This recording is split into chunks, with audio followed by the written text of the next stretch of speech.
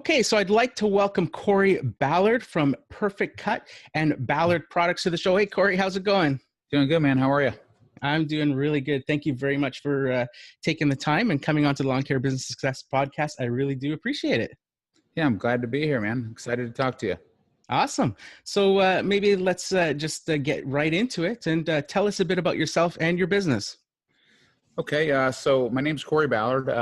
We're in Des Moines, Iowa, so it's still snowing here a little bit. We're not quite ready to kick the spring off yet, but snow's melting and grass is hopefully going to be growing here soon. But my business, Perficut, is a full site management business. We do everything from lawn care, snow removal, the weed control, irrigation, landscape construction. A big focus on snow removal and ice management. That's what we do today. We've got 3 locations and about 200 employees. So that's a big business today, but it started very, very small and humble. If you want me to go into kind of the history of it, I can. Okay. It's as simple as a lot of guys that you hear about. It's kind of the same story you hear a lot of. I was 14. I had a moped and I wanted a faster moped, and my dad said, "You better go make some money." So it's just that simple. I borrowed his mower. I started going door to door, and I must have been convincing enough to let about 10 or 12 people let me mow their grass. So at 14, I'm cutting some neighbors' yards, and a couple of years later, at 16, I had I had a truck, and I got a trailer, and I got my first 36-inch mower, and we just hustled a lot. I went door to door. I talked to a lot of people. Lived in a fairly small community, about 30,000 people at the time. It's grown quite a bit since then, but and just started cutting grass, and just wasn't afraid to work. And so that's really how it started. And then through high school, by the time I graduated high school, I had a couple crews and a couple guys working for me, and so that story is told a lot, and then, from there, it's kind of, what do you do after school? And for me, I had some family members pushing me, hey, you got to go to college. And I still wasn't sure. I was sure I didn't want to work for anybody else, but I wasn't sure what I wanted to do with that. And I still wasn't sure at that point that lawn care was what I wanted to do. I just knew that I liked being outside. I liked working with my hands, and I wasn't afraid to work. Okay. So that's how our business started. Just very humble beginnings of cutting grass. Okay, awesome. I've from following you Instagram account, I've seen that your mopeds have been seriously upgraded over the years. Yeah, we've upgraded some mopeds. I enjoy riding motorcycles, so that's kind of one of my passions that allows me some freedom. When I'm on a motorcycle, I'm not stressed, and that's so everybody has their different things they do to decompress and relax. And for me, I love riding motorcycles. And so, I enjoy that in my free time, which is hard to come by. Yeah, very cool. A lot there that I could relate to. When I first started my lawn care business, I bought into a franchise system for the first few years, and the guy that started that franchise, sort of similar story to you, where he started out young and was doing it as a way to pay his way through college, and at the end of it, discovered that he was making more money with lawn care than what he went to college for, and ended up turning it into a big franchise system across multiple countries. So yeah, nice. It's kind of a neat similarity there. So you mentioned there that you have some employees. So maybe discuss that a bit. Obviously, it's no longer a one-man operation, but I think I was digging into your past a bit, trying to get some questions for you, and I found it neat. You in some articles that I read that when you started out around 14 years old, that you even at one point were hiring employees while you were at school, and then getting them started in the morning and then going to school and stuff. So maybe talk about that. Yeah. So, when you're in school and you've got mowing to do, and unfortunately I had to I couldn't play baseball because the spring. And so there were certain things I had to give up. And at that age, I'm in school all day and we had work to do. So I was able to hire a couple guys that were a few years older, and I'd meet them in the morning and get them a route thankfully my senior year in high school, we had a work program that allowed me to get out about noon.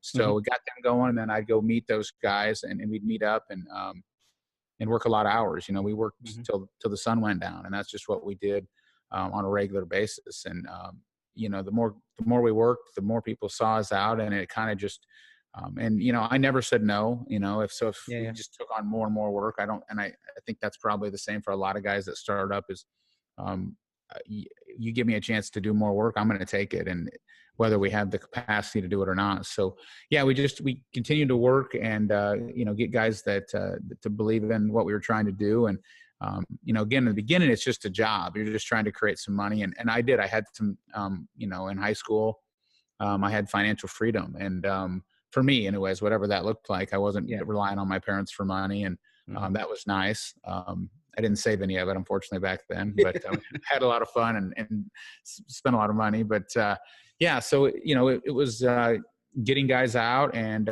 meeting them. And then, you know, when I graduated high school, it was quickly, you know, a couple crews, then 3 crews. And we just we scaled it from there. And, you know, we were able to just, at the time when you're young like that, though, I knew enough people that I was able to find more people that wanted to do what I wanted to do, or they weren't quite sure if they were going to go to college or what that looked like for them as well. So back then, finding employees or finding guys that wanted to work side by side with me was pretty easy. Okay. So at that young age, when you're still going to school and you've got these, I think like a lot of business owners today, from just interviews that I've done and stuff, talking to them, you know, just it's a challenge for them with employees. And here you are at a young age, hiring employees and then letting them off on their own while you go to school. Did you have any unique challenges come up with that? I'm assuming these were employees that were obviously older than you. And here they have a kid basically for a boss, and hiring them out and then going off to school while they're, I'm sure there was probably some challenges and stuff in that situation. Sure. Yeah.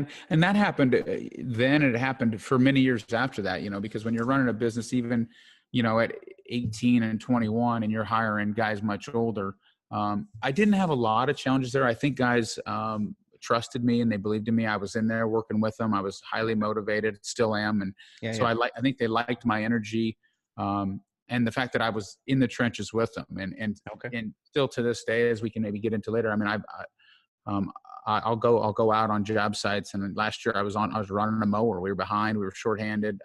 You know, I was out running a mower, which I enjoy. So I think that helped. I wasn't, you know, we took an approach, and I always took an approach that, you know, I wasn't their boss. We're a team. We work together. Clearly somebody's got to make the decisions, obviously. But we were always able to motivate people really well. Again, and using, you know, so I used younger kids in the summer once they got out of school, and we just hustled. We just worked really hard. Okay. I didn't really have it. I never really had a huge issue with people respecting me. Again, even as it grew to when I was 25 and we were hiring guys that are 40, I don't feel like we ever had that resentment or that animosity where it felt like, you know, hey, this kid's a punk and I'm not going to, you know, I don't want to follow what he's saying. I think people believed in our mission. Okay, that's awesome. That's good to hear. A lot of gives a lot of hope to these young entrepreneurs coming through that you see out there on YouTube and stuff, starting their companies and stuff, and showing them what they may not even think is possible at the moment, with sort of the path that you laid. So what drove you to do like crews and things at such a young age? You know, you would think at that age you'd be content with just, hey, you know, I'm on my own after school, do some lawns and that. But you seem highly motivated there. Yeah. So I've never been content. So that's a good and a bad thing. You know, because I see people that are very content, and I sometimes think, hey, that's awesome. I love that they're at peace. And so for me, I'm always chasing more and more and more. And that's not always good. You know, I've mentioned in some other things that, you know, I remember a guy asked me way back that, you know, would you rather do, you know, 10 million at 10% or 5 million at 20% net? And so you net the same, right? You net the exact same. And I said 10 million, and he's like, why? You make the same. And so for me, I think there was just some growth. I wanted to grow. I wanted to be bigger. And I didn't know exactly why back then. I mean, now I think I've worked through some of that stuff. I think there was wanting to prove to other people. You know, I had some people doubt me. You're a lawn care guy. A lot of people were going off to college. Everyone said, if you want to make any money, you got to go to college. If you want to be anything, you got to go to college. So I think I carried kind of a chip on my shoulder about that. And I think it was, I got to prove everybody wrong. And the truth is, I don't think they were paying that much attention anyways, but you think they are. Like, you know, I remember getting our second truck or our third truck or our fourth truck, and we would drive around town, and I'm like, everybody saw us. They didn't see us, you know, but, you know, I was motivated and wanting to prove to other people, I think. And I don't know that that's always the right motivation. But, you know, I had some teachers say, hey, you know, if you don't pay attention, you're going to be mowing yards your whole life. And I carried that for a long time. I still bring it up because I still remember it. And, you know, and so I used some of that stuff to fuel more. And so when opportunity came up, at any point, we just took it. And we, you know, if you have great people around you and people believe in you and you're not afraid to work, you know, I never thought we were smarter than anybody. I just knew we could outwork them. And that was kind of my theory from day one. It's like, we don't think we're brilliant. We just, I just know I'm going to outwork you. And I know on Saturday when you're going to mess around, we're going to be working and Sunday. And so we just outworked everybody for a lot of years. And I think people took notice of that. And when we told clients that we were going to do something, we did it. Yeah. Awesome. It's goes down to that hard work beats talent when talent doesn't work hard.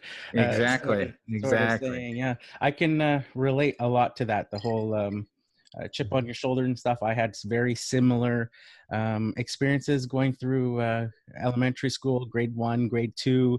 I was just not motivated with the subjects they were teaching. It didn't interest me, just my attention span and stuff. But if you put me, I would spend hours on the weekend researching how to program computers and stuff because that's what I enjoyed at the time.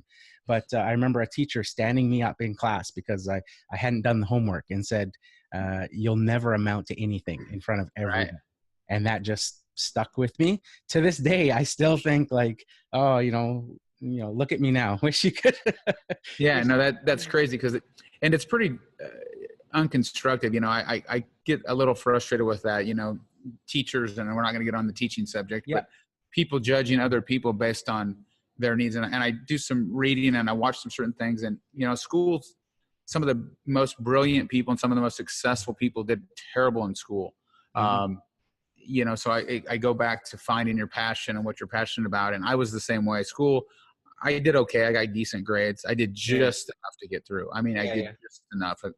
If my parents told me I just needed C's, I just got C's. That's all I needed to do. And I took the easiest classes I could take because I wasn't interested in the curriculum that was going on there. And my mind was, I'm bouncing off the walls. I'm going 100 different directions. And I remember that, that same, scenario in my world that, pay attention or you're going to be mowing yards your whole life. And and teachers do an amazing job, an amazing thing for not a great paycheck, but I find it crazy a little bit that they get to decide who's going to be relevant and who's not, or who's going to be successful and who's not based on whether I'm paying attention in history class or not. Yeah, no, I was, like I said, I was like that too. And I found a loophole actually in high school with the classes I loved, no problem. But the 1 or 2 that I didn't, I discovered that, hey, I could goof off for 10 months and then take a 4-week summer school class and get the exact same credit. Right. Yeah. Well, brilliant. And not have to, go through the 10 months of torture doing it. So this next question is one of my favorites. I love asking entrepreneurs this question because I always get a different answer from an entrepreneur. But when I ask somebody who works a standard 9-to-5 job, the answer always seems to be the same.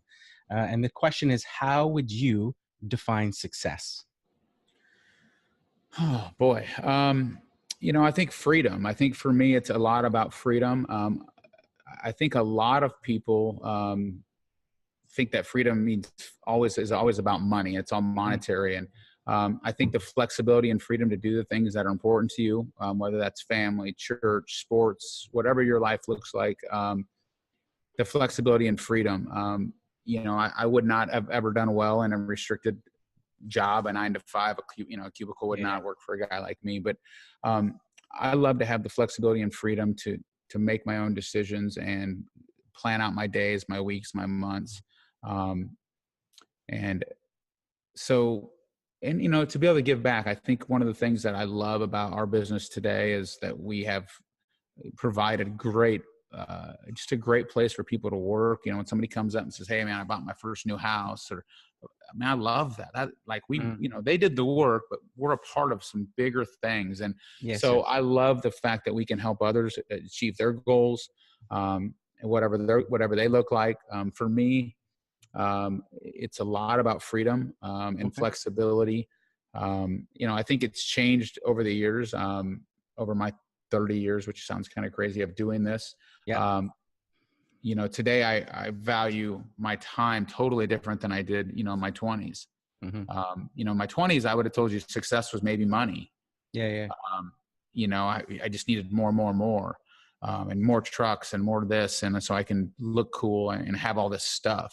Yeah. And today it doesn't look like that for me. It's totally different, than it was then. Yeah. I think a lot of people that aren't entrepreneurs get confused too, because they'll hear that it's about the freedom, and they think that means sitting on a beach somewhere and but I think it has more to do with the freedom to choose what you want to Sure. do, to do the things you love to do in your work. Like you said, about your passions and things like that, and doing that sort of stuff rather than being dictated to do something that you don't like, but you have to because of a paycheck. Sure. And I think it's important that for me, that I have the ability to control the outcome.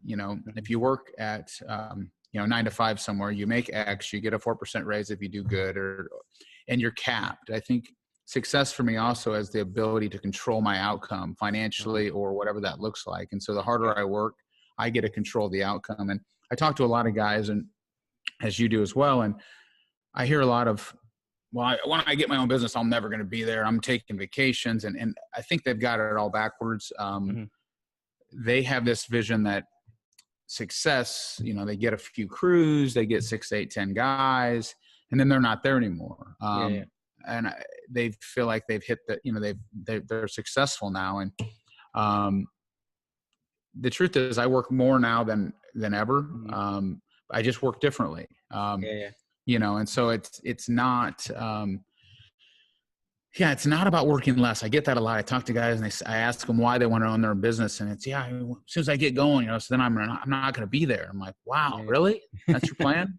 And I've had people say that to me. Like, if I owned your company, I'd never be there. Like, well, we'd be out of business. You'd never be there. That's the plan. Or, now in my stage, and we've got great people in place to help run what we run. I certainly don't take all the credit, not even close. We've got amazing people, and that's why it works so well. But to get there, you've got to do so much work, and you've got to stay, in my opinion, you got to stay in the trenches for a long time. And it feels like guys get just a little bit of success, and they quickly disconnect from why they got successful. Well, what made you successful? Was it you worked really hard and now you don't work hard? Or you're the best salesman in that company, but now you don't do sales? Or you're the best operations guy, but you decided you want to be a sales guy, but you're the best operations guy. And they just get confused on what those roles look like. And I've had people say, I'm going to start my own business, but here's the hours I'm going to work. And I'm like, really? Because the truth is, the hours you're going to work are whatever hours are required. If you want to be successful, in my opinion. I mean, you work you do whatever it takes. I worked Saturday. I worked all day Sunday. Again, different though. I go in at my own schedule. I do things that I think are important so that my Monday looks a little bit better, so I can have some flexibility on Monday, or I can be with you on Tuesday, or whatever that looks like. Yeah. Very cool. Yeah.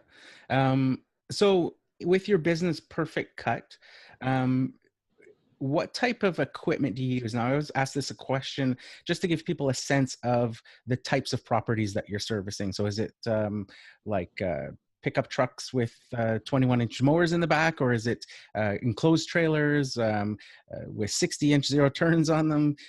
What sort of equipment do you guys It's a mixed bag. So we're primarily commercial now. Our business has evolved over the years. Originally, we did, we just mowed, and then we got into irrigation and landscaping, and that continued to evolve. We have a tree care division now, and then so each division is set up now with equipment that makes the most sense for that division.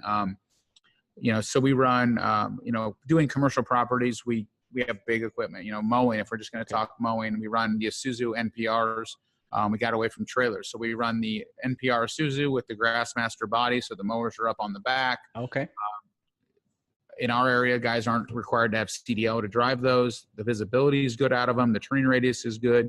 And now we're not dragging a trailer behind a truck. So if you got a pickup and a trailer, now you've got 2 pieces of equipment to maintain. You've got 8 tires instead of 4. You've got both registrations and license plates. You've got this extra long trailer. You're trying to get into fast food places for lunch or gas stations. And so we tried to clean up that, so each division is really specific to what equipment makes the most sense. And it's taken us a long time to get there because we had a lot of equipment for years. Mowing was pickup trucks and a trailer, which is kind of standard for most guys that start up. And then if they're in the snow business, they use that truck maybe to plow snow. So they try to get more versatile, and it takes years to get to where you can have specific equipment to do specific roles. And so like all of our mowing trucks, for instance, they sit all winter. But they last a lot longer because we're not putting the wear and tear. So we service them, clean them up, and store them, and then bring them out in spring. They're ready to go. So, brands of equipment just depends on where you're located. I get a lot of guys that say, what brand do you run and why? We run the brands that make the most sense, again, in each division. We try to partner up with dealerships that have stability, great customer support. We run a lot of John Deere, as you guys see probably in a lot of our different videos. But John Deere is a client of ours. It's one of our largest clients. So we take care of John Deere's facilities in 3 or 4 different locations. And so it makes sense to run John Deere if that's one of your biggest clients. But the equipment's good as well. And the dealership support's amazing. So, when guys say, Skag's the best or Hustler's the best or whatever brands, they're all good. It's kind of a Ford, Chevy, Dodge thing. They're all good, right? They're all safe vehicles. You have to pick which one you think makes the most sense. For us in the equipment world is, where are you going to get support? Do you have a guy you trust? Does he take good care of you? Can you get a demo potentially if one of your units is down? A lot of guys that are smaller, a unit goes down, they're in trouble. And can you get a demo or a loaner? And what does that look like? Are you running new equipment on warranty? Are you running older equipment? I can tell you for years we ran junk. And it was tough. Nowadays, this has maybe come off wrong. All I see is guys, everything's brand new. They get they go buy a brand new quad cab, dually, diesel, $80,000 truck, put rims on it. And then that's their mowing truck. I don't understand any of that quite yet. And the guys say, well, it looks good and customers love it. I don't know that they do, but that's for each business owner to decide. I think get your fancy truck, keep it at home, work trucks, consistent, commercial, they look good. And I also think when you have employees, I think there's something to be said for the type of vehicles and the consistency in those as well. You won't give a guy a 50-cent raise, but you put a lift kit and brand new rims and tires on your $80,000 Ford 350 that's jacked up.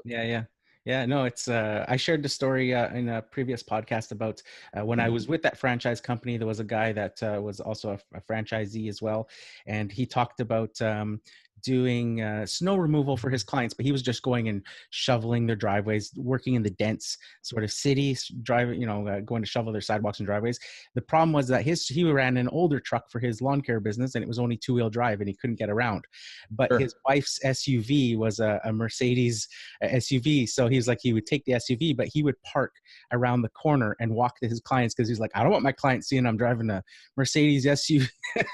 Absolutely. He's like, that's not good for business. Yeah, he gets it. And there's some truth to that. I think people like to see professional. I think it's important to have a professional image, but that doesn't mean they have to be new. We have a lot of equipment that's 10 years old, but they still look good. You can very easily paint something, put nice graphics on it, keep it up. It still looks good to the average person. There's a little bit where, again, these guys are buying all new stuff, and because everybody will finance anything, but that's not I don't recommend that. I get a lot of guys that I talk to about that, I think there should be some struggle in the beginning, and when you get all those payments and all that stuff, you just don't have a lot of room for error when you're maxed out and Yes. everything's borrowed and everything's financed. And I talked to you, well, they'll give me on the, it's 0%. Well, I get it, but you got to make the payment. If you shop smart, maybe you can pick up 3 John Deeres that are 2 years old, and you can pick them up for a third of the price. Do a little bit of maintenance on them, and they're going to be great units for you for the next 4 years. Or trucks, you pick up a 2015 and it looks good. You throw your graphics on, it's going to be a good vehicle. You service it, you take care of it. And so there's a lot of different ways with equipment. We just try to use what makes the most sense, that's efficient, safe, if the more consistent we are, the better it flows through for our company. Just because you can't have guys like, why does he get the new truck, or why do they get that vehicle, or how come they get the new? And so consistency for us makes the most sense. Yeah, no, that's awesome. Totally. A lot of the things that I have been telling my listeners over the years is don't go into crazy debt. 0% financing doesn't always mean 0% financing. You could probably, if you had the cash, walk in and get that for a lot cheaper than what they're offering to you at, the price that you're going to pay, even though it's 0%, at 0% financing. Yeah, exactly. So it's crazy. And here, I hear you with the trucks. My truck has been giving me some little bit of issues, and it's an older diesel from 2005. And, I'm thinking about, maybe it's time, but then, I hit the dealer and it's like here in Canada, $100,000 for the same, 3/4 ton truck. And I'm like, that's a lot of lawns to mow. I think, maybe I should rethink this. And, well, I think we're doing that now. So we look at, we're reconditioning some trucks now, and we look at them the same deal. And so we've got some 05s, 06, 08s, and we're like, okay, so for $4,500, we can get that truck pretty good. We can throw a paint job on it, re-graphic, maybe have the flatbed sandblasted and painted. Feel like the motor's good, tranny's good, interior's pretty. So for $4,500 to $5,000, we think we can get 3 more years out of that truck. Or I can go get a new one for $55,000. You start when it's easy to go get a new one. It looks cool. Guys like it.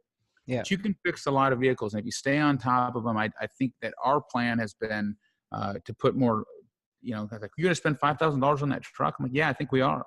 It's not worth $5,000. Well, maybe it looks like it's not worth $5,000, or I have to go get a new one for $50, and if you know the application of what you're using it for, obviously there's certain things sometimes in vehicles you can't. Snow removal is the one area that we don't skimp at all. Based on the way snow is, it's timely. You're out. You're in all of the worst conditions. You don't want issues. Crucial that your snow equipment, top of the line, in my opinion. We've had junk as well. But when you're running a small snow business and you've only got X amount of trucks or equipment, and they break down, and it's 5 a.m. and you got businesses opening up, that's tough. So snow removal is the one area where I encourage guys to really make sure they're making the right decision on their equipment, and what's reliable, and are they going to be able to count on it at 3 a.m. when it's go time. No, awesome. I always tell people too, like, don't put the cart before the horse. You hear about these guys, I'm going to start a lawn care business, and the first thing they do is, go out and buy that new mower and stuff. And I always think back to watching, like Shark Tank, or here in Canada, they have a similar show called Dragon's Den. And it's always like, okay, but what are your sales? You went and put all this money into this equipment, and you don't have an account yet. Like, to buy a mower takes a half an hour at your dealer. You can do that after you've sold those jobs and you've locked in that work. Absolutely. If you have to, right? Yeah, I get that a lot. It starts with sales. It always starts with sales. People, you don't hire the janitor before you build the building. You just don't hire, you don't need an accountant until you got the business. You don't need trucks and mowers until you got the business. And sometimes people on that end say, well, I'm not devaluing somebody in your company, like the bookkeeper. It's not that they're less important, but they don't need to keep any books if you're not selling anything over here. Somebody's got to create the magic. Somebody's got to sell the work. Somebody's got to make sure the pricing structure's in line. And to your point, I can buy trucks and mowers, and I can get a truck today if I need one. I can go to the dealership. They'll load up mowers today. I can always buy mowers. I can always grab more equipment. But what I can't do is I can't always go buy more accounts. So you got to you got to have the sales up front. Yeah, awesome. So you talked about and hinted there that you guys do mainly commercial. I obviously from your story assume that you started out as a kid doing residential stuff. Yeah. So why the transition to commercial? Where did you sort of make that decision to say that commercial is where, where it's at for us? Sure. Um, Over the years, I mean, we just started to realize that we could service commercial, that we could, at one point we maybe had 1,000 residential mowing accounts, or maybe not quite that many, and all those touches, and then the collections, and a lot of special requests and gated back lawns and all those things that were hard. And we realized as we expanded, we'd get a big commercial account, and we'd say, boy, that one commercial account is the equivalent of 100 residentials. We got one contact, one site, one stop. So we started looking at our business model, and it took us years to transform that. And it's still in the progress. There's still some residential stuff that's lingering, you know, but it has to be the right commercial stuff too. Cause I get a lot of guys that ask, I want to get into commercial. I got a bid packet from the city, or I got a bid packet from an HOA. Well, there's that. Just because you're doing commercial doesn't necessarily mean, because there's a lot of money that can be made in residential if you're good at it, especially if you've got some logistics and some tight routing. Then you go out and you're doing hotels, banks, and the low end commercial stuff that's low bid. Yeah. And now you're doing commercial, but you're not making any money. Yeah. And then it takes you 90 days to get paid. And so I caution guys when they make that jump to commercial, that they understand, what's that model look like, and why do you want commercial? Sure, they're bigger, but are you more profitable? Are you in a low bid market? Can you create a partnership or relationship with the people that make the decision? Because if you got that bid packet, remember, you got a bid packet, so did 30 other guys. And next year when you got 20 sites because you're the lowest, but remember, next year when somebody else is lower, they're gone. And so you got to create relationships and partnerships and show value. So the commercial world is tough. I also get a lot of guys that say, well, there's no money in commercial, it's all low bid. Well, that's not true. Just like residential, it's not all low bid. A lot of commercial is. There's certainly big box stores and certainly some national companies that are low bid, and those might not be for you.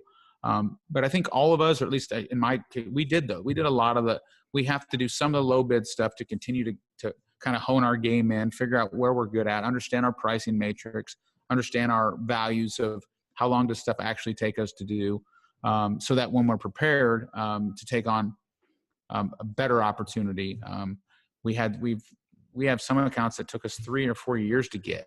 I mean, you got to put in a lot of work to get some of these big ones. And once you get them, unless you really mess up, you've got them, that you've got them hopefully forever. I mean, that's the goal. But so we just transformed based on our business model. We felt like the only way we could really grow was to go after the bigger accounts. And along the way, again, at one point we did a lot of HOAs and a lot of apartment buildings. Those were tough.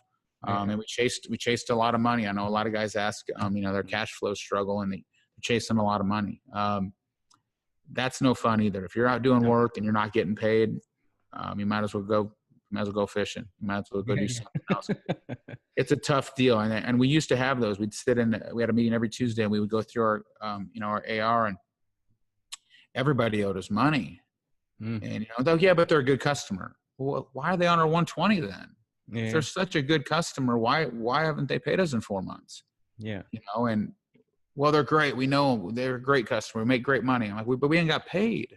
So those are so the commercial is a different animal. I caution guys to make sure they understand why they want to do commercial, understand what that looks like for their business model. What kind of commercial are they going to go after? Because there's several kinds. There's the low bid, there's the mid-level, then there's the tier 1 account. We call them tier 1s. Those are the big ones. The hospitality, the malls, the high exposure, the big clients that take a couple of years to get your foot in the door. And you don't have to get them all right away. I always talk to guys about just creating some relationships and network with people. And, you don't have to. Sometimes it takes 2 years, and they finally say, you know what, the guy taking care of us, the company taking care of us, I think we're finally ready to make a change. And then you're going to be there for them. Yeah. Yeah, no, I've seen that. I think that what you talk about there, the relationships part, is key. I've seen even here locally with my wife's family. Her one of her relatives has a landscaping company as well. Does a lot of masonry, stonework, all that sort of stuff, and landscaping as well. And he's got one client that is just like the guy owns probably half the city and leases out all that property to grocery stores and banks and all that sort of stuff. And he has been servicing every single one of those properties, whether it's landscaping during the summers and then all of the snow removal contracts for all those places through the winters. And he's been doing it now for at least 10, 15 years with this one client that's, Yeah, nice. and it's just a relationship, right? They're just, so they get along so well, and this guy knows that he's going to be taken care of and there's not going to be any issues. He's built that relationship over the years. Sure. And just continues. There's no worrying about other bids and stuff Right. like that. And well, it's a partnership, and one of the things I always say is, if the partnership's working the way it's supposed to. So we have our meeting, we say, boy, what if customer A canceled? But I want customer A to be having a meeting going, man, what if we lost Perficut?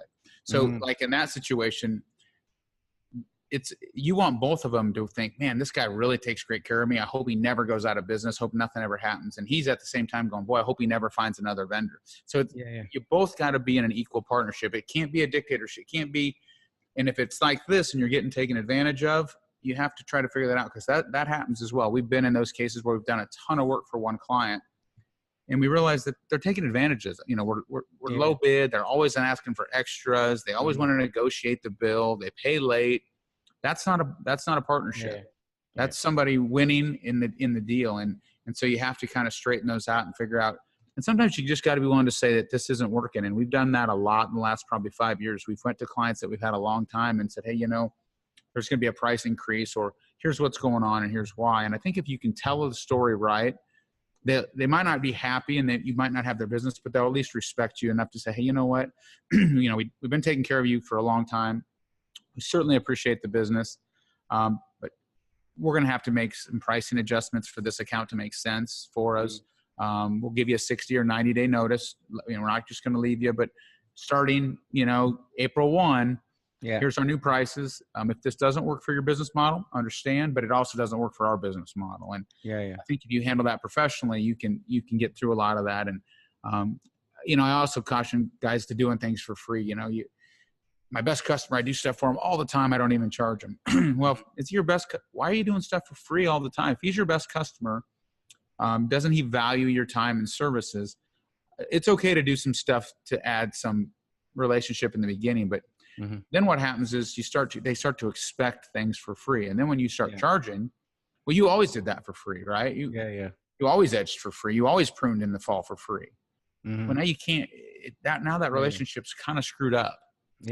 So I as much as you want to give away services to show your loyalty sometimes in your partnership, it typically gets you it gets you squirrely down the road.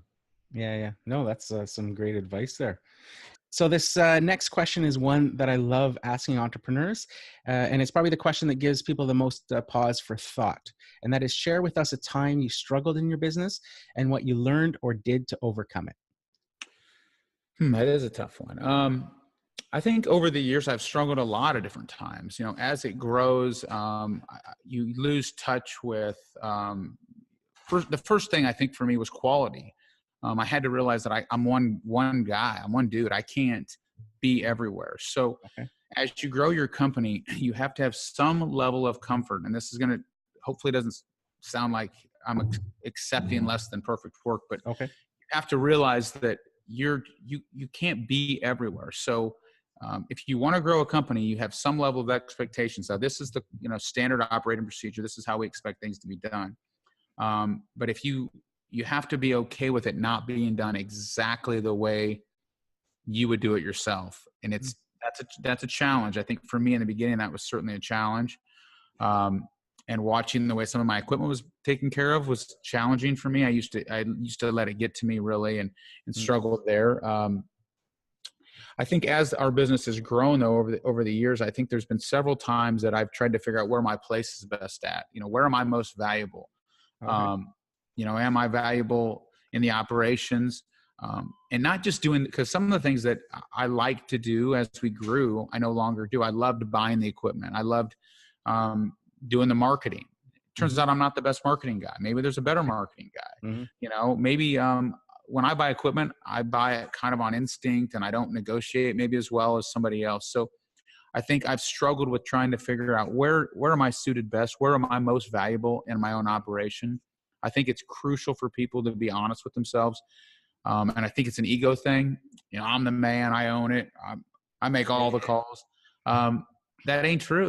If you have great people around you, let them do what and if you're going to keep great people, you better empower them. You better let them make decisions. So for me, I think a struggle has been just figuring out where I'm best suited, and letting people make decisions, even when they're not exactly. I sat in an office and in the operations side, and I watched a lot of the interactions, and there's so many times I wanted to get up and say, no, we're not doing it that way.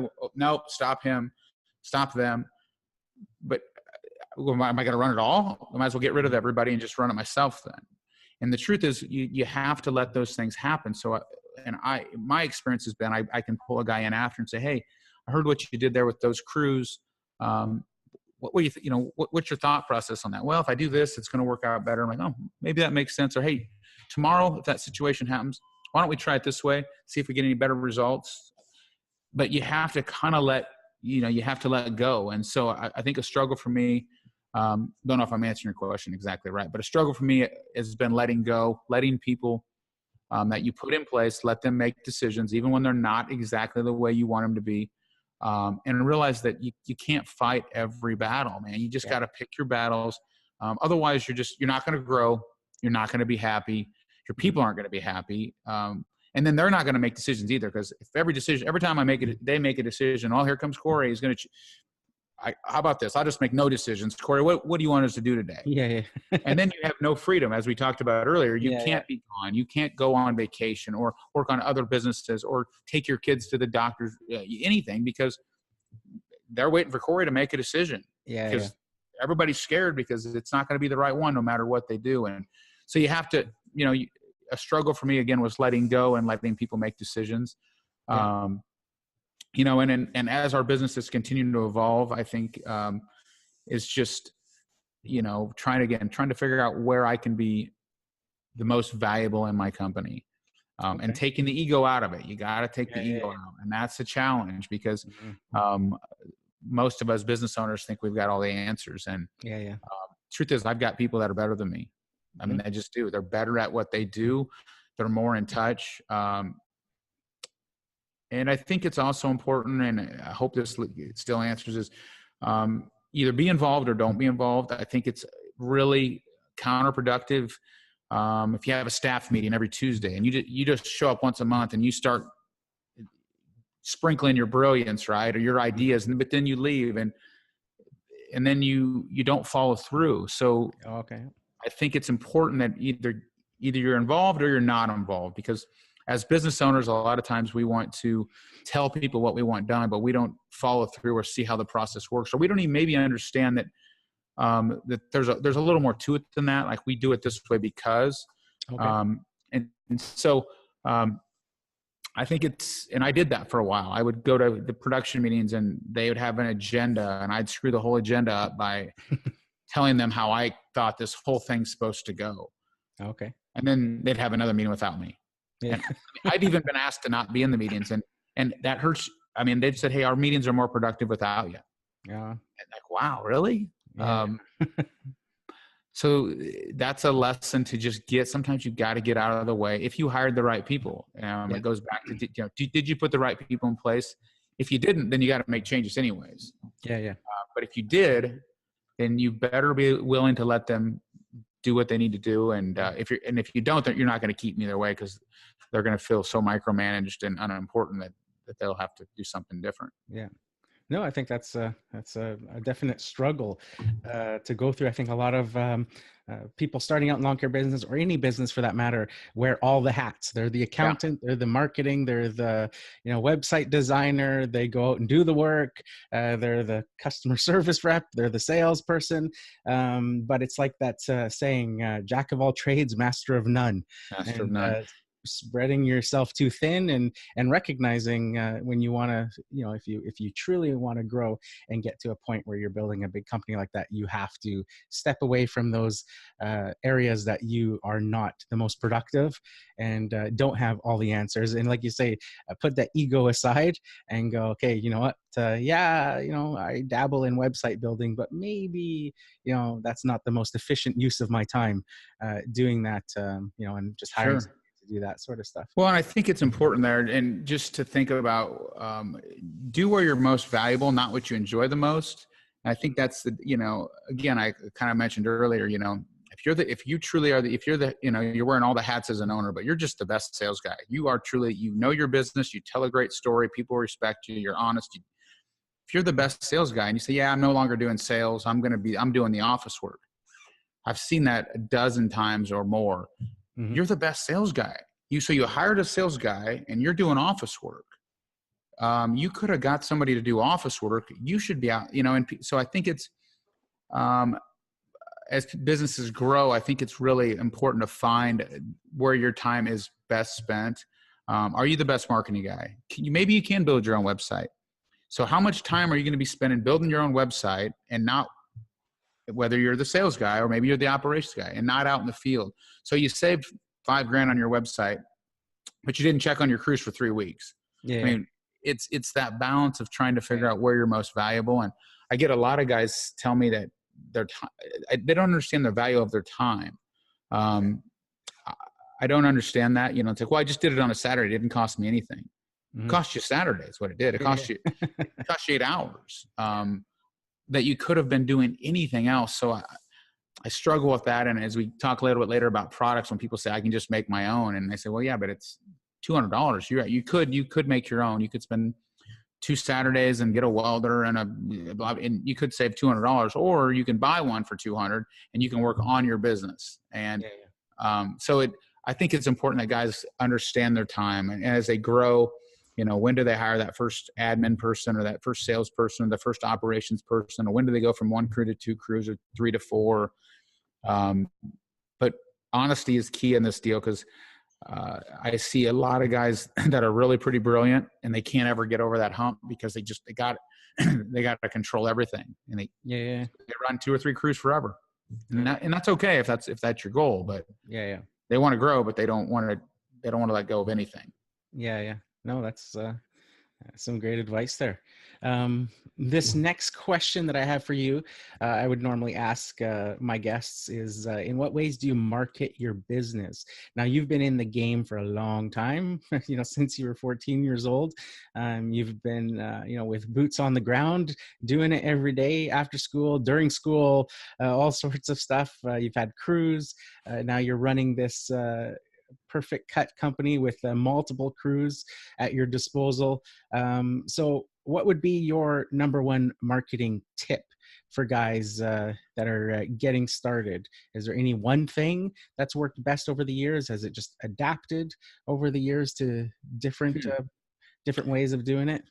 Yeah. So one of the things we did different for us is we have blue trucks. I don't know if you jumped on our website. All of our trucks are blue, and that's not we don't compromise on that. Mm-hmm.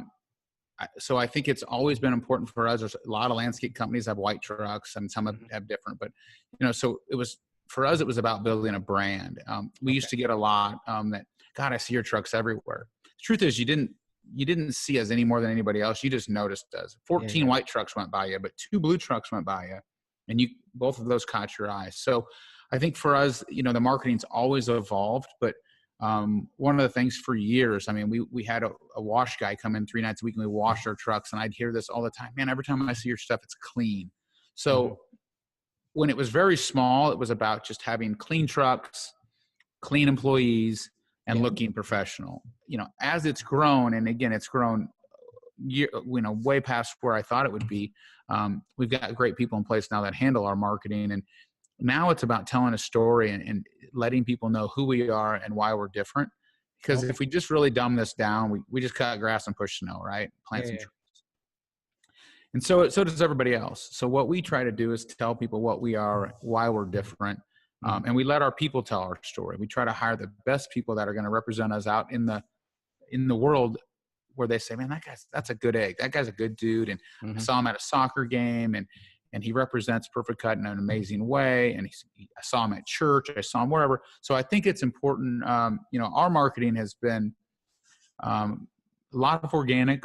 We still market, but we don't do a lot of the standard stuff. You're not going to find us doing, Valpak, which is like a coupon mailer in your mailbox. Phone books. We don't, phone books are dead now, but everybody else had full page ads and phone books. We just couldn't find value in that, because there's 20 of you in the phone book. I don't want to be one amongst 20. So we found other outlets. Where are the people that are our ideal client? Where are they hanging out? Are they going to, we've got a civic center here. They do high-end plays, so it's a higher demographic. What if our logo is on the back of every ticket? Where are the people hanging out that work at the places we want to take care of, or how do we relate to them? I think that's important. As our marketing's changed, it's just been, we rebranded several years ago. We had kind of an old logo and it was ugly. And so we had to think, what does it look like? And do we look professional? It was my first logo. I never really liked it, but what's a rebrand look like? It's the same name, but we had to get a more professional look. And, so I just think with marketing, I talk to a lot of guys and I just say, man, you got to be telling a story. You just, and instead of always trying to sell people, I'll be the cheapest. I hear that all the time. I'm cheaper than someone. Well, that's not, so you're just the cheapest. What do you, I want to know, what do you do different? Hey, we take, this is the equipment we use. We take great pride in our work. This is our follow-up message. This is how we invoice, whatever those things are. We've always worked really hard at being different. And we do some really creative stuff now that is blowing my mind, the stuff that some of our people have come up with, to just be different than everybody else. Because when you're different, people also talk about you. And that's the cool thing too. They'll start doing the marketing for you. And they'll say, hey, do you see what Perficut did for their clients, for Christmas? Or wow, like that. Because then they start telling the story. And not, hey, did you see him in the phone book? Or did you see, the True Green? You get the True Green deal in your mailbox every year. Door hangers. I mean, we've done door hangers. Everybody does door hangers, right? You're going to get 6. I get 6 door hangers on my door every April 1st day. I mean, I look at them because I'm still in, and one will look pretty good. And, but yeah, so I think it's important to just be different, tell a story. I talk to a lot of business owners about networking. They say, where? I go, I don't care if you're your church, men's league at golf, breakfast clubs, lunch clubs, your kids' softball games, play on a softball league, coach Little League. I don't care what you do. Just get out there and be a good dude, and just be a guy that people want to do business with. And it's amazing how many relationships you'll start to create. Well, they'll say, hey, you know what? I know him, and man, he works for a really good company, or he owns a really cool company. And they say, yeah, my buddy's looking for someone to take care of his, and it all kind of just starts to work itself. But if you build a business based on price, if you're marketing, I see these flyers these guys do, it's coupon. It feels like a coupon. It always feels like a coupon. Everything's for free or discount. It's hard to build, it's just hard to build relationships that way, in my opinion. No, it's hard to build a brand. I love brands. I love, our deal is if you see a blue truck, we could take all the stickers off all of our blue trucks today. You'd still know who they are, because when you see a blue truck, you just know who it is. You just know. Now that takes a long time, but and we've had conversations, God, what if we just cap them all white? Because nothing worse than buying a brand new truck and having to go put a $3,000 or $4,000 paint job on a truck that's brand new. Yes. But for us, that's just not a compromise. That's a non-negotiable. Our trucks are blue. That's just what we live by. That's part of our marketing program. So, figure out your program, figure out what your mission is, figure out who you want your clients to be, and then stick to it. And don't fall in love with these goofy things. This is going to sound like, stickering up somebody's stock car. They get, oh yeah, my buddy, my logo's on my buddy's stock car. Really? Yeah. Yeah. If you want to do that, that can be a total personal move. And you say, I'm going to give him $1,000 and he's going to have my, Joe's lawn care is going to be on the side of a stock car. But just be really clear that that's not marketing. Yeah. You're not getting any business from the stock car track on Saturday night. Yeah. You want to see your logo there and it's fun and you want to help your buddy, do that. But that's not marketing. Yeah. I think you have to just be more targeted, more deliberately on like you said, what your customers are, which ones you want to go after. I got a flyer actually in the mail, and I always laugh at these because a lot of times they'll walk right up past my truck and trailer at my driveway to drop off their lawn care flyer, and I'm like, really? Like, did you not see the truck and trailer in the driveway? Yeah. Like sometimes you can talk to them. Sometimes when they come to my door, they'll tell me, and I'll just start asking questions. Yeah. And then I also think, usually it's a young kid and he's asking me questions about my lawn care program, and I just start asking him questions and I realize he's not equipped to even have that conversation with me. And then I think, man, why did you send, I know he's a kid, you're just trying to get door hangers out. But when I come outside and I say, hey, you know what, what's going on here? What program do you guys use? What products do you use? When do you think we should apply them? And you don't know any of those? I don't know. Probably shouldn't send that guy to my house. But maybe most people don't ask those questions. I don't know. Yeah. You never know. Well, one of the flyers I got this week has like what you were saying. Like I'm looking at it right here. 2 free lawn cuts, free aeration, free this, free that. And it's like everything's free. Everything's free. like, do you have a business? Like, what's the point of this, right? And then it's just you can just see some of these companies. It's just it doesn't make any sense. But the branding that you were talking about there, I'm such a strong believer in that. In starting with that, it can help make your company when you're starting out look a lot bigger than it is. Absolutely. It's the approach I took. I modeled my company, my brand after a local company that has grown worldwide. 1-800-GOT-JUNK started out here in Vancouver, BC. Yeah. And they're all over the place, the clean trucks, the uniforms. So I modeled my business after that with the clean trucks and stuff. And I tell the story a bunch of times where, me and my brother-in-law, we both have the same trucks and trailers, the uniforms and everything. We went to go do a bid on a commercial property. We pulled in, we were meeting each other there. So we both had our trucks and trailers. We pulled in and we went to go see the general manager of the place. And we walk into his office and the first thing he says is, hey, I like your shirts. And then he says, he says, I saw you guys pulling into the parking lot. You look like something that I'd see on Dragon's Den, which again, like I said, is like the Shark Tank, right? And sure. I was just glowing. I was like, you get it. Like you just reaffirmed all of my, whole reasoning behind the branding and all that.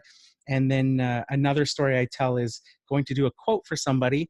And I was there within 5 minutes of the conversation, they decided to sign up with me, and I get credit cards up front from all of my customers. So I'm asking for the credit card. She pulls it out of her wallet. She hands it to me. And as she hands it, I grab onto it and she doesn't quite let go. And she says, this is crazy. I've only known you for 5 minutes and I'm giving you my credit card number. She goes, but I can tell by your truck and your uniforms that you're not like a fly by night. You're not. Sure, absolutely. Thing, right? So I think it's important to, we always said that too. We always wanted to look bigger than we were.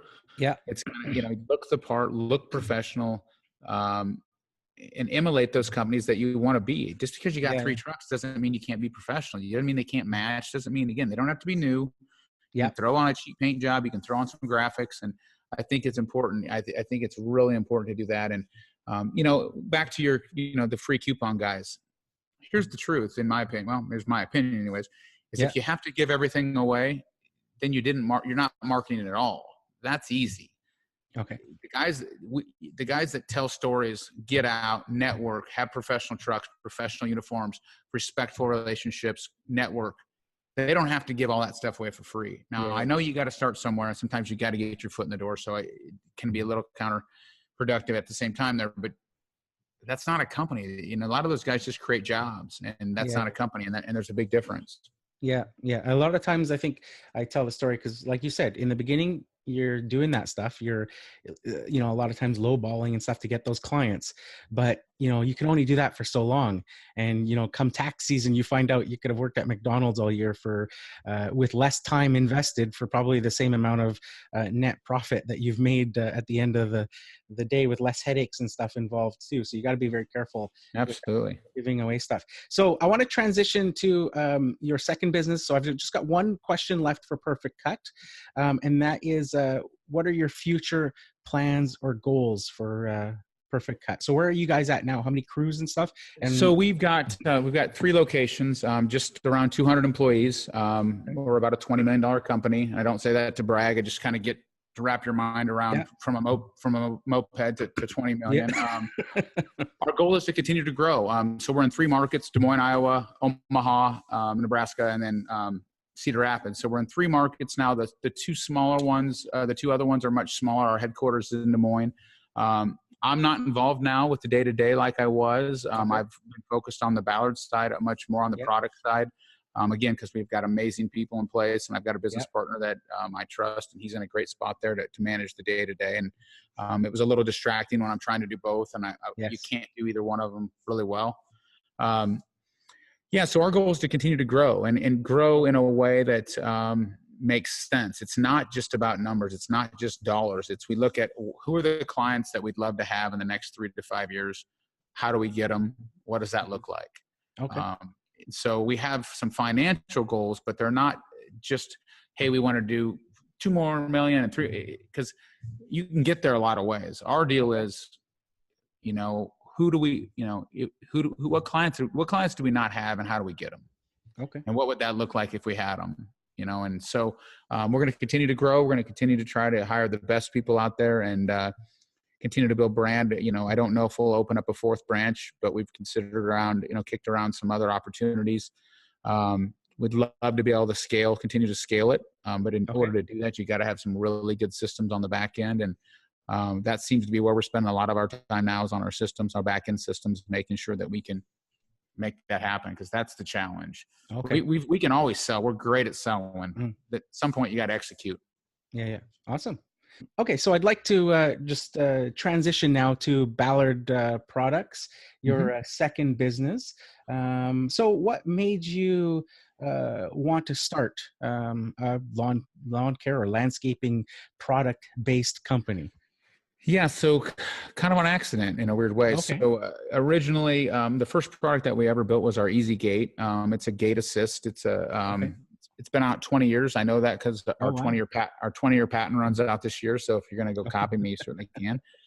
There's been a bunch of knockoffs at this point. So so we had this product. We were lifting and lowering these gates, and they're heavy, and they're slamming to the concrete and breaking the welds loose. And we said, there's just got to be a better way. And so my dad actually created a product called the Easy Gate. Well, originally it was a garage door spring and a cable, and we kind of fancied it up the next year. And I thought, man, we can sell these. This makes sense. There's 1 million trailers, or 2 million, or 1 billion. There's all these trailers out there, and there's no product like it. So it started very small with one product, and we went to the GIE show in 1998, I believe, and out in Louisville, and looked around, and there's nothing like it. And so I did a patent search. And so we patented the Easy Gate in 99 and started selling it. And it was just one product. And back then, the only way we could sell product really was go to trade shows, or you'd run an ad in like a Lawn and Landscape magazine, or Turf, or Pro.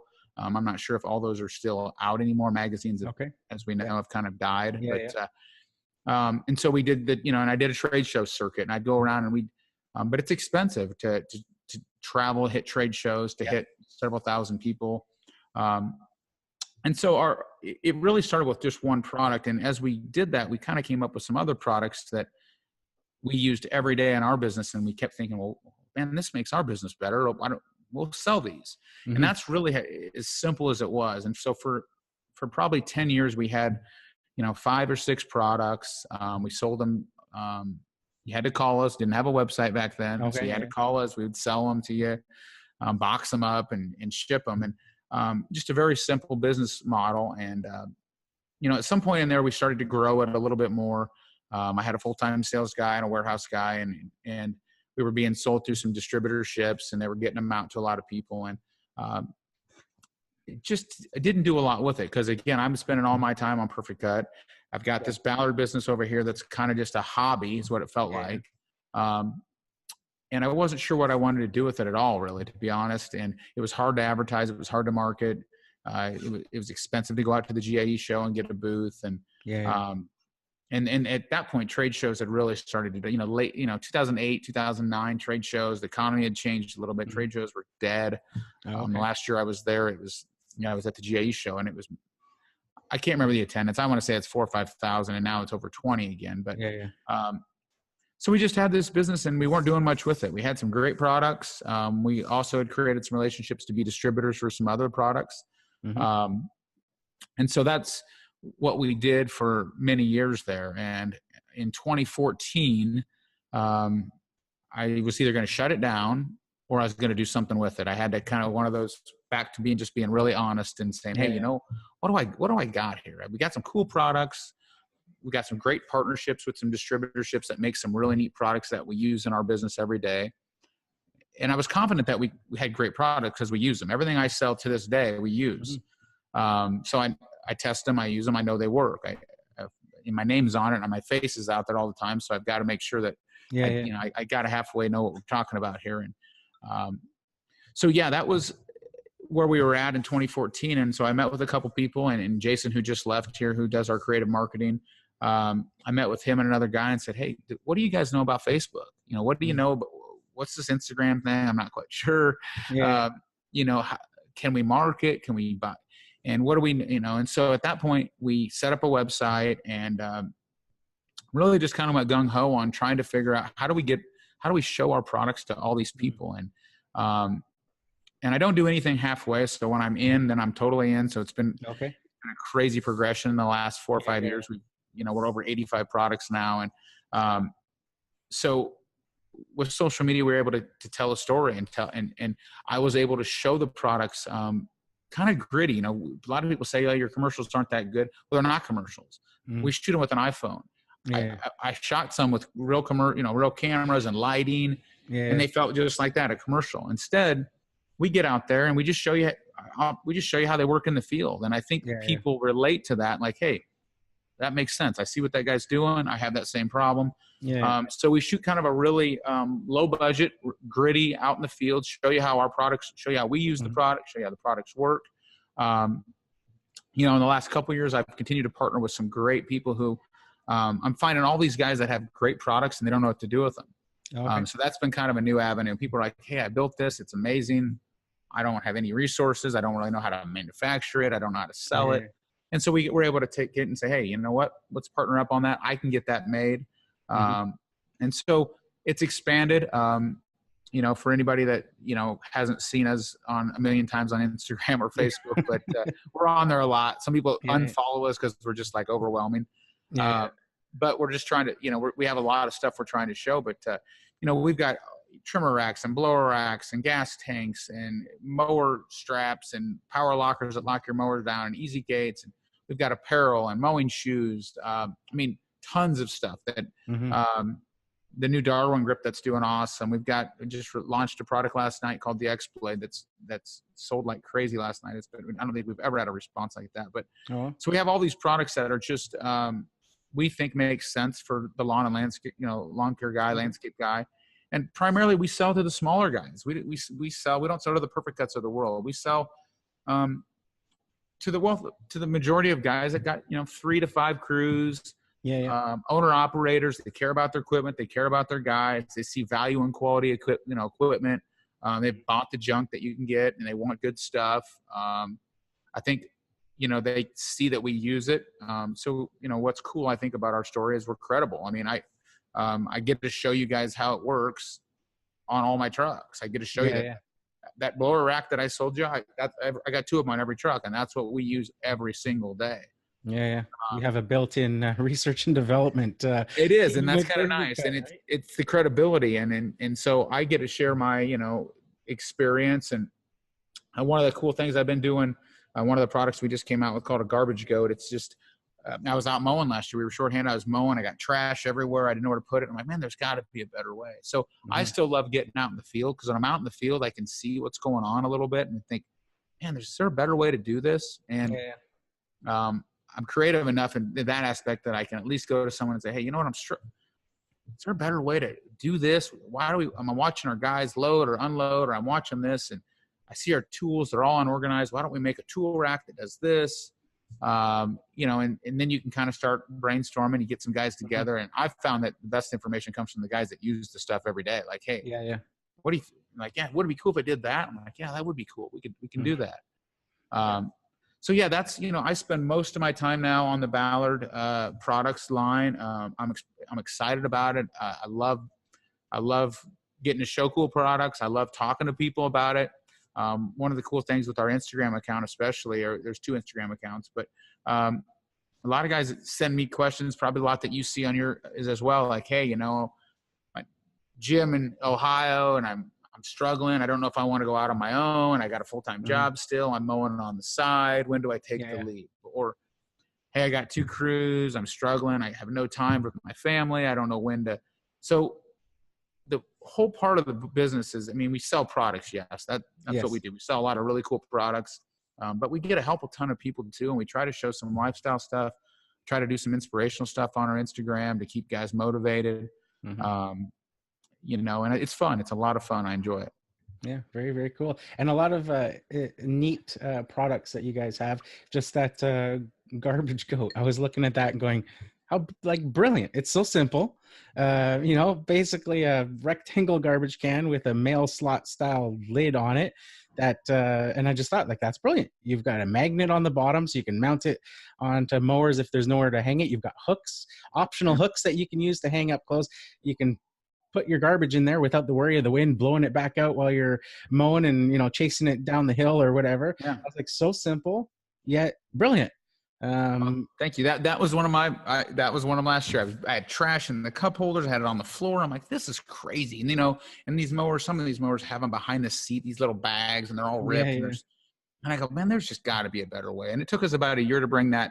I had probably 7 or 8 prototypes and trying to figure out how the lid and can you get your hand in it. And then finally came up with the deal where you can get trash in, but yet it won't fly back out when you're on the road. And then how do you hook it? I had to go around and test it on all the major brands and seats, hooks. And then, hey, what if this thing had magnets on it, you know? And then it locks down like, oh. And so those are the fun things that we get to do that I just love, you know, because I love our industry. I think it's really cool that I get to be innovative and try to bring cool products to the market and get stuff that guys, you know, the truth is most guys don't know that stuff's out there. The advanced chute's our best seller. That's the chute blocker that goes on the mowers. Been a distributor for those since 2008. And I still get people every day that order them that think that they just came out. And that just shows that, first off, there's millions of zero turns and standards and walk behinds out there. But there's guys all over in every city, in every small city, big city, that have no idea that there's these amazing products out there that are going to make their lives just a little bit more effective, a little more efficient. Your day's going to go a little smoother. You know, we get a lot of haters too. That's the weird thing about social media. When I just pulled up our Facebook feed before Jason left, and we were looking at it. We've had 2 million views in the last 28 days. And then on Instagram, we've got about 40,000 followers between the 2 accounts. And we get a lot of hate too, like, you know, and that's okay. That's the thing with social media. I don't know how your Instagram and your stuff goes, but some of it's some of it, for a while I would argue. Now I just delete. I do like deleting all that, but you know, we get a lot of people that tell us we don't know what we're doing and all those things, and that's okay. You know, we know that you know, we try to be as honest as we can with the product, show it in action, help out guys. Maybe it's not for everybody. Yeah, no, I'm the same way with, I start to see it now. You know, I escaped it for a while, and now it's starting to, as my Instagram stuff has grown a little bit, it's starting to show up, and I'm like that right now. I'm still able to battle it and just like delete, like you said, right? If you're not bringing anything productive to the table, if you're not being, I don't mind you having criticisms about maybe the products, or, you know, bringing up an issue. If I'm talking about a certain mower or something and you bring up an issue you've had with it, no problem. But when you're being hateful or just dismissive about certain things or things. It's like, sorry, there's the unfollow button. Nobody told you to Yeah. hit it in the first place, and so you can go ahead and just what's the saying, don't let the door hit you on the way. Yeah, it's funny you said about the garbage guy. I just had a guy tell me it was the dumbest thing he's ever seen. And all I responded was, don't buy one. Yeah. Here's the cool thing is just keep scrolling. You don't have to stop and you don't have to type. I don't go to Dodge's website and tell them what I think of their truck. I just don't buy one, or whoever, I don't feel the need to go to Pepsi Cola and get on their Facebook feed and tell them I like Coke, or I just I don't know what and maybe that's the deal that we're going to have to deal with in social media. So it's cool. Social media allows us to reach a ton of great people, and that's really neat. But it is challenging at times because there's going to be people that say what they're going to say, and it is what it is. Yeah, it is what it is. It reminds me of a funny story back around 2010 when Apple put out the iPhone 4, and there was the big antenna gate thing that went around with it, and you had to sort of hold it a certain way or your calls would drop, and there was all this hoopla about it. There's a YouTuber that famously writes a song a day on his channel, so he wrote a song about it, and it was basically, his lyrics were something like, if you don't like the iPhone 4, don't buy it. If you bought one and you don't like it, take it back. Like, what do you come it's as simple as that. Why are you wasting all your energy and time, with the negativity and stuff? Like, don't buy it. And if you bought it, take it back. Like, that's pretty simple. Simple stuff. Yeah, it's pretty simple. So another product that I saw that was really intriguing, I saw come out, I think it was in the fall last year. And I'm not sure if it's one that you guys designed yourself or if it's one that you're partnered with, is that aerator. Yeah, absolutely. So tell us about, there's a company out of North Carolina that makes those. Are a big, they're kind of a farm implement company. I reached out to them and said, hey guys, I think you got a really cool idea here. They weren't selling any. They had designed it and just kind of sitting on it.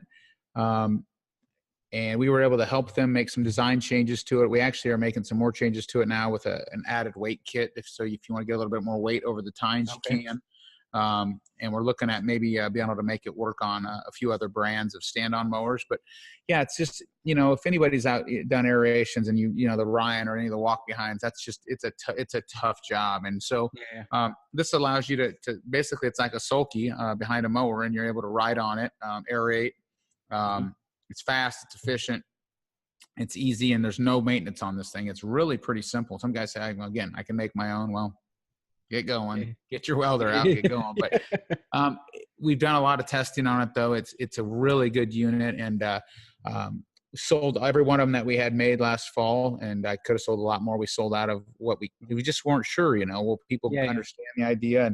And we sold quite a few this spring even. I know fall is kind of more the aeration season, at least for us here in Iowa. But just those are the things that I come across that other people have done some work on, and they just don't really know what to do with them. And we're able to market them, and we also share in the design. A lot of people give me a hard time and say, you just sell other people's stuff. Well, that's not true. And but so does Amazon, and so does the grocery store. They just sell other people's stuff. We try to bring you the best products. If somebody else has the best product, we try to sell it. I don't need to recreate it. If this guy's got the best aerator and I think it's an awesome design, and he's open to my input to test it. We tested it for a season, and then we gave him, before we sold it, we ran it, tested it, and then we decided, okay, we can sell this. If they're open to some input, then that's a pretty good partnership, because he doesn't have an avenue to sell them really.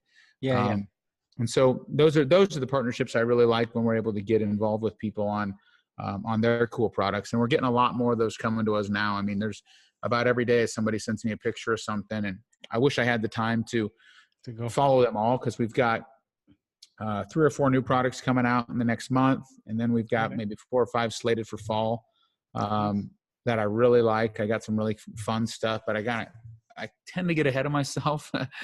So I need to kind of sometimes tap the brakes a little bit, because we have to make sure that we can service everybody that's buying from us now, and make sure that we can answer their questions, get the product to them like we said we would in the time. Everybody lives in the Amazon world. And it's crazy. So we'll get an order, and it happens every day. We get orders and like, hey, I haven't seen my product, and I pull up, I'm like, you just ordered 2 hours ago. We didn't even, that's not even printed yet. but, or I haven't got a tracking number. It's like, Yeah. when, and sometimes I'll say, and I don't get all, and I'll say, when did you order? Well, last night. I'm like, it's 5:45 in the morning. Yeah, we got work. We got, we gotta get so, we all kind of live in this Amazon world where everybody Yeah. expects everything overnight. And, That's challenging for sure. it is. The customer service part is challenging, and we continue to try to make sure that we can offer people that same level of service, and maybe not Amazon service, but at least answer the phone, answer the emails, get back to people and give them answers. Awesome.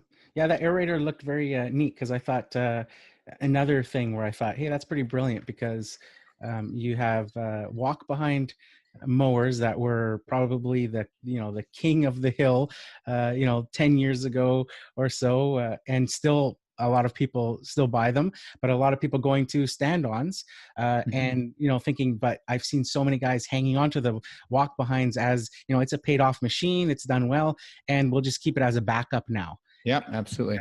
Stand on. And it's like, well, what a great thing to add new life to that, walk behind machine. You can take it out and still make some money with it. And then with using it as the aerator, and then, put it away, and you still have it as your backup mower. Absolutely. That's exactly what we do. All the mowers that we use to pull our aerators, they're just old Ferris walk behinds. We don't use them much anymore, but same deal. They're still pretty good units. We've had them for years, and they've been paid for years and years and years, and they sit there. We don't want to sell them because so that's what I think a lot of guys are doing. They're able to use an older walk behind that they had, and get it, make it a little more versatile and make some money with it in the fall or spring. Mm-hmm.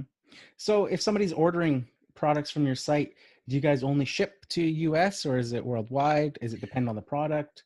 Yeah. So we ship to US and Canada. On our website, we've got all the Canada shipping rates. Unfortunately, it's pricey to get to Canada. Yeah. Not everywhere is as bad, but so certainly we just had a guy order 20 products from Canada this morning, but he sent us his information, so we got him a direct price, because our website, the challenge with our website is if you went on there and it was 0-turn racks, 20 0-turn racks, and if you click 20, it just takes the shipping times 20. Okay. Our website doesn't recognize that. Okay, there's a higher quantity. But yeah, so we ship, mainly U.S. Canada's continuing to be pretty good for us. And we're just now starting to ship to the UK, Australia.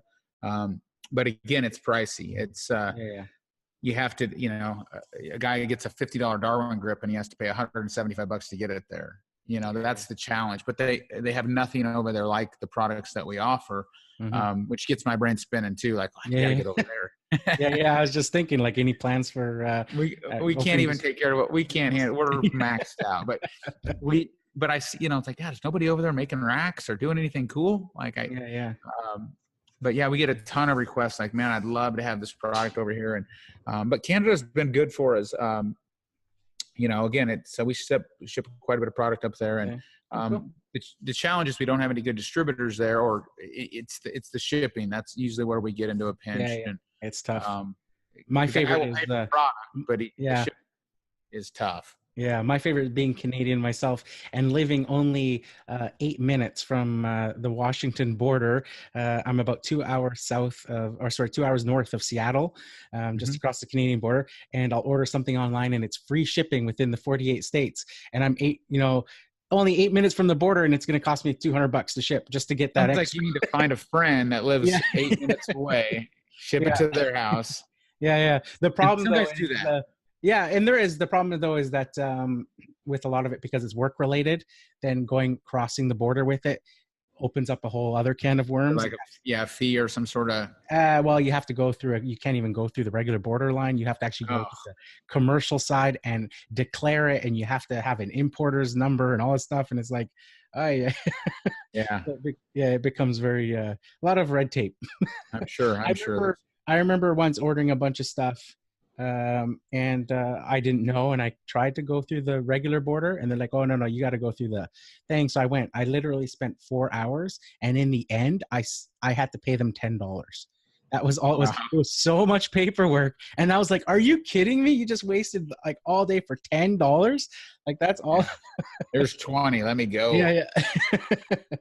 It was pretty nuts. So I didn't realize myself that Ballard was as old as it is, Mhm. going back 20 years with some of those products. I was, I'm sure with like a lot of people with social media, seeing your accounts come up and going, hey, this is, a new thing that he's doing, new Sure. products and stuff. So you must feel like a proud dad with some of those products. What would be your favorite thing that you sort of, brought from, just an idea in your head to market, and has been your sort of proudest product so far? Well, of course I love our first product because it's what kind of got us started, but every product is kind of like, it's exciting again. Like the garbage goat for me is just one that I just had this idea, and to watch it go from a sketch on a piece of paper to first mold, and then to several prototypes. And so all those products, I mean, I think that one I like a lot because it's just purely like, I didn't get any outside influence really on. I just thought, hey, there's a better way. And the weird thing is every product it's kind of it's that new excitement. It kind of gives me, I'm wanting to, I just told Jason, I said, we surely got a dud coming along, don't we? Because every time we release something, I want, if everybody likes it and they start buying it, I go, yeah, I knew it. Yeah, I'm waiting for one where I'm like, oh, uh-oh, we missed the mark. We missed the mark.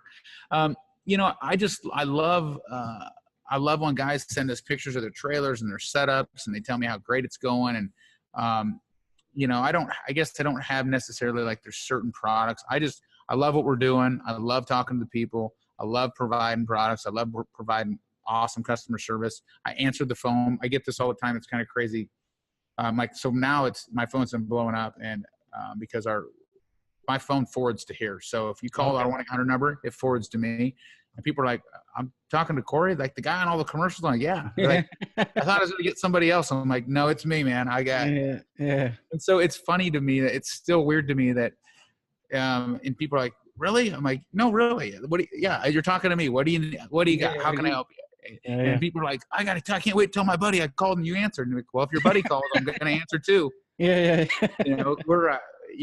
It's still a small, it's a small business. We sell a lot of product, but in the e-commerce business, it doesn't require all this massive overhead and all this stuff. So, I love talking to people. I love answering their questions. I think it's exciting when I answer questions and then see their order come through. So it feels like I, was contributed to answering, what do you need? How can I help you? What trailer do you got? What mowers do you have? And, but hey, I don't necessarily have any particular product that I'm like, oh my God, that's my baby. I love them all. I think, I think they're all they all serve a purpose. I mean, some of them are, we have a line of t-shirts that I think are fun. We don't sell a ton of them, but I just think they're fun for guys that are out there doing what we do. And, and trying to come up with fun sayings that I think a guy would actually buy a t-shirt to wear, know? Cool. Very cool. So what are your future plans for Ballard products?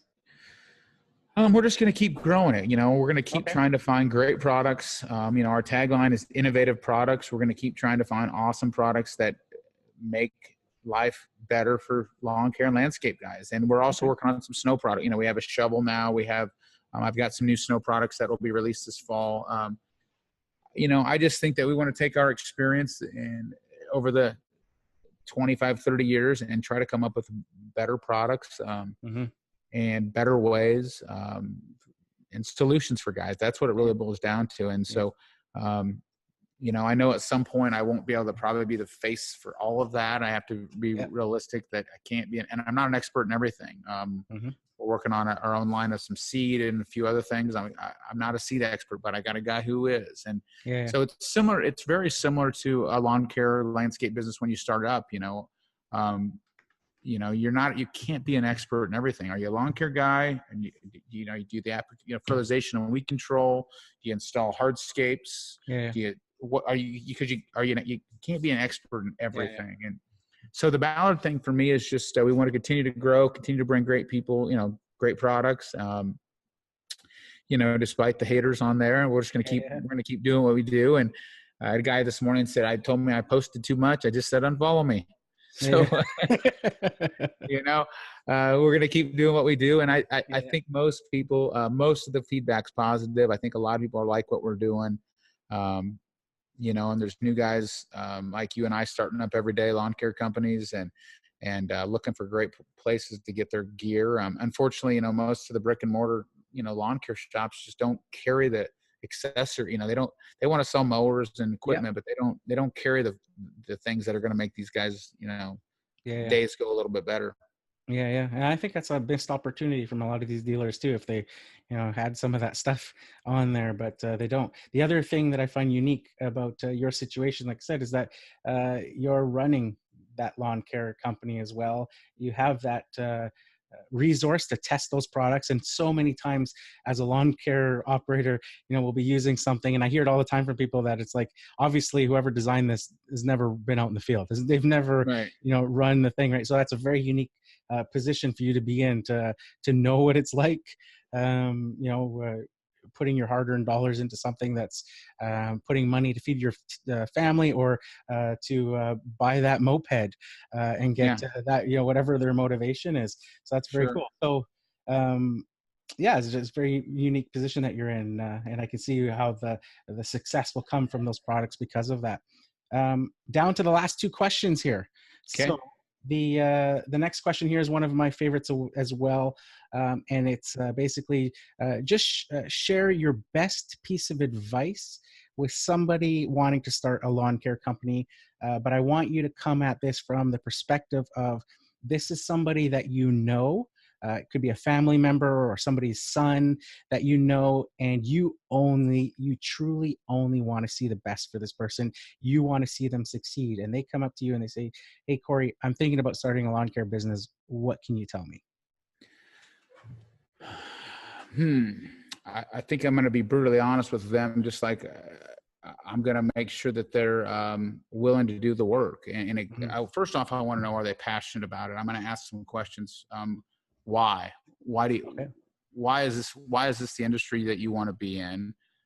What are you passionate about? And are you willing to do whatever it takes? It's very simple. I mean, what are you willing to sacrifice? What are you willing to do? Are you willing to give up your Saturdays and Sundays and nights?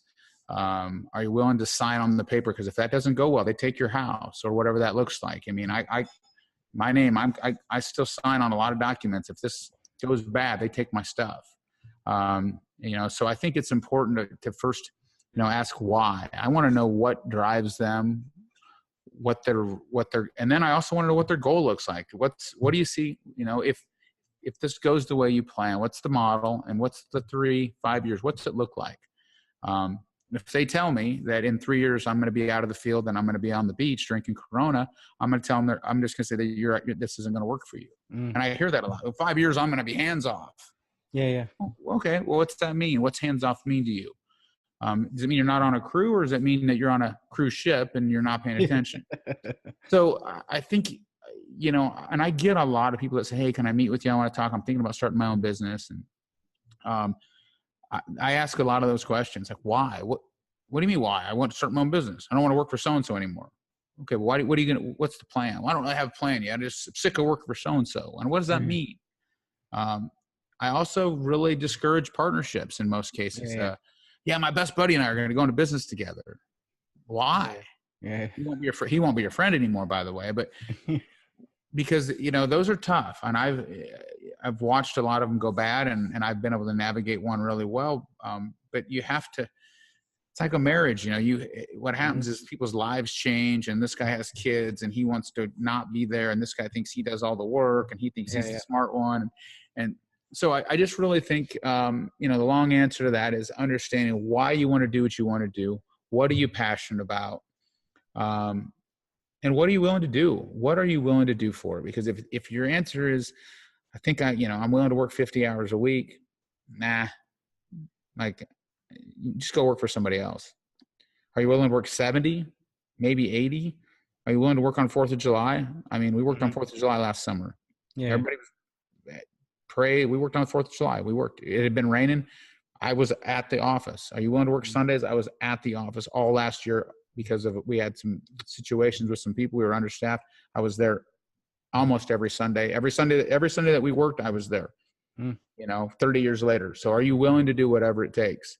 Yeah. And I don't think most people are, and so That's the challenge. I think that's the question I would really like to, and I'd like people to think about that through instead of just saying, I just want to work for myself. Yeah. Okay. You know, Yeah. and Okay. Cool. I think that's, just wanting to work for yourself. There's a difference between dreaming and doing, and that's Very a cool. tough one. Yeah, very cool. So last question is a simple one, and that's basically how can people follow you online or get in touch with you? Yeah. So, so check us out. We've got, our website is ballard-inc.com. That's where you can find, again, 80 or 85 products for all lawn care landscape needs. And then we've got 2 Instagram accounts. If you just type Ballard in, they'll come up. I think there's Ballard products, and then there's Ballard. I should probably pull it Ballard Inc. maybe. You can find us either way. Just type in Ballard. We'll come up. We should be hopefully at the top somewhere. Yeah. Again, on our Instagram, we post a ton of videos. We try to show you some glimpses into Perficut. We do a lot of glimpses into Perficut. We show you safety meetings, and we show you some more equipment repairs. We kind of just show you what's going on, and hopefully show you some inspiring things as well. And then we're on YouTube a little bit. YouTube is not something we put a lot of time into. I think we need to get somebody that's a little younger than me to work on that. Somebody that understands YouTube better than I do. And then we're also a major contributor on Turf's Up Radio. So there's some Turf's Up Radio is a new deal kind of going on that they do some really cool industry related. It's country music, but it's also got a lot of different segments from lawn care leaders and guys that are specializing in stuff that talk a little bit about their experience and they're short. They're like 10 minutes. Sometimes they're only 5 minutes. Just, hey, there's tips of the day. There's how do I hire new people? And I go in there and I just talk a little bit about our hiring strategies and how do you recruit and how do you retain? So Turf's Up Radio is a really cool outlet. I think that you can get it on Spotify or they got it on Amazon. So Alexis, I think it's Alexis. Yeah. You can find me, but really check out ballard-inc.com. That's where you can find our products. We've also got a link on there to Perficut. So if you want to see our parent company and just jump on there and see what our what we do at Perficut, I think our website's really pretty cool for the industry. We've got a mantra video on there that kind of just talks about our passion and what we do. And click on the mantra video, and if that doesn't inspire you, I don't know what will. It's fun. I get goosebumps every time I watch it, and I was a part, we were a part of it, but we're just, we're extremely passionate about what we do. And I think that, I take, for anybody that's in our business, man, you just, it's hard work. It's every business is tough. It's a grind, but man, you got to be willing to do the work. Awesome. So thanks for coming onto the podcast. I really appreciate you taking the time to come on here. I know your time, obviously you're a busy person running all those 2 businesses. So I really do appreciate you doing an in-depth interview with me. Yeah, definitely. I enjoyed it. If you ever want me back, I'd love to do it. I enjoy talking about it. We could dig into some things that maybe our guys are struggling with, which, again, it's always growth, recruitment, retainage of employees. Those are some fun topics to talk about. I think I have a lot to share when it comes to that stuff, at least what's worked for us and what hasn't. And I'd love to be back at any point, and I certainly appreciate your time. Awesome. Thanks, Kory. All right, buddy. Have a great day.